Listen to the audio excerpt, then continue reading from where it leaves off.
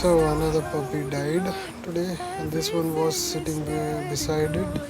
So we found out that this escaped somehow, but the car crushed the other one. The other one was the fluffy one, which everybody liked.